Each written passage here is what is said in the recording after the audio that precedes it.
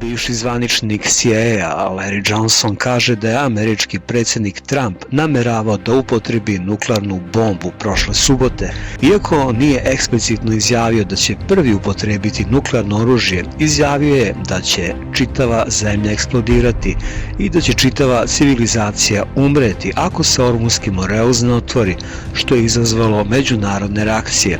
Trump se osjećao poniženo nakon katastrofe koja se dogodila prilikom spasavanja pilota i doživio je nervni slom, do te mere da su ga njegovi pomoćnici izolovali plašeći se njegovih reakcija. Naravno, ovo bi dovelo do Trećeg svjetskog rata, jer su iranski nuklearni saveznici Rusija, Kina i Severna Koreja upozorile da će reagovati u skladu sa tim. Podsjetimo se onih dveju nadrealnih objava na Blagovesti 2026. Prvu koju je izjavio lažni mirotvorac Donald Trump rekavši: čitava jedna civilizacija će umreti večeras da se nikad više ne vrati.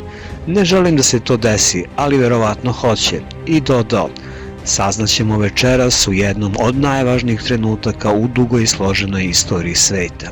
A potpredsjednik Sjedinjenih država J.D. Vance dodaje: imamo alate u našem vojnom arsenalu koje do sada nismo odlučili da upotrebimo. Predsjednik Trump će odlučiti da li će ih upotrebiti ako Iranci ne promene svoj kurs ponašanja. Pitali smo se tada šta zapravo ovi satanisti planiraju da urade.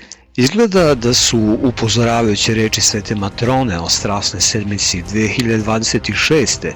bile duboko utemeljene u božanskom proviđanju, ali i Božjem domostroju i dopuštenju da se globalno zlo, eventualno usred našeg pokajanja, odloži na kratko.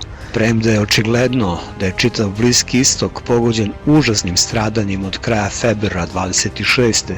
Pogotovo Iran, još očitije Liban tokom Strasne sedmice bio pogođen neviđenim pogromom civilnog stanovništva od strane genocidnog izraelskog režima, dok su Sirija i Ukrajina u ovom užasu sve vreme od ranije. Dakle, iako se uoči ovog Vaskrsa u Srbiji nije desilo ništa spektakularno, jedan veliki deo čovečanstva u potpunosti doživljava upozorenje i stradanja opisana rečima novootkrivenog proročanstva Svete Matrone Moskovske. Ono što je američki predsjednik najavio na Blagovesti 26. sa pretnjama o uništenju čitave jedne civilizacije i korišćenju dosad neviđenog oružja iz arsenala hemijskog i nuklearnog naoružanja Sjedinjenih država, sad je očito da je ova pretnja samo odložena, ali ne i obustavljena i odbačena i još uvijek se razmatra i nalazi na dnevnom redu takozvanih mesijanista od Izraela do Sjedinjenih država, za koje ovo dvonedeljno primirje bilo samo kupovina vremena da se vojna sila bolje okupi, pregrupiši i ponovo udari još destruktivnije. Bio je to i pokušaj da pred svetom opravdaju tobožnim posljednjim diplomatskim sredstvima upotrebu tog njihovog najavljenog, neviđeno destruktivnog oružja koje može zbrisati čitavu civilizaciju. Vreme pred nama i ostaje nam da vidimo šta će ono da posvjedoči. Rusi su 20. aprila 26 izdali upozorenje Iranu. Sjedinjene države i Izrael će vas udariti u naredna 24 časa. Molitvama svetih otaca naših Gospod Isuse Hriste Bože naš, pomiluj nas. Amin. They recognize they've got some problems and got to try to deal with it. And then there was a report out that they had an emergency meeting Saturday night.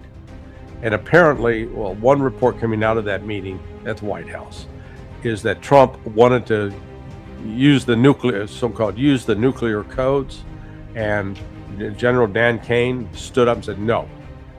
He invoked his privilege as the head of the military, so to speak. It was apparently quite a blow up. There are pictures of Kane coming out of that meeting with his head down to the ground. So, you know, there's some very, very bizarre things going on in D.C. Well, on Saturday,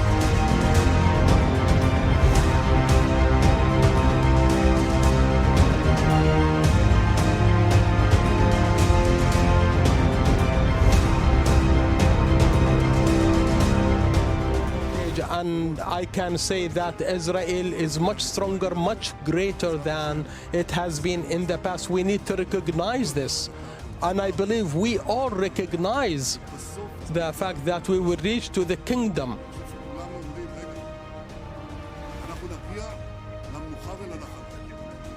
We will make it to the return of the Messiah, but this will not happen next Thursday.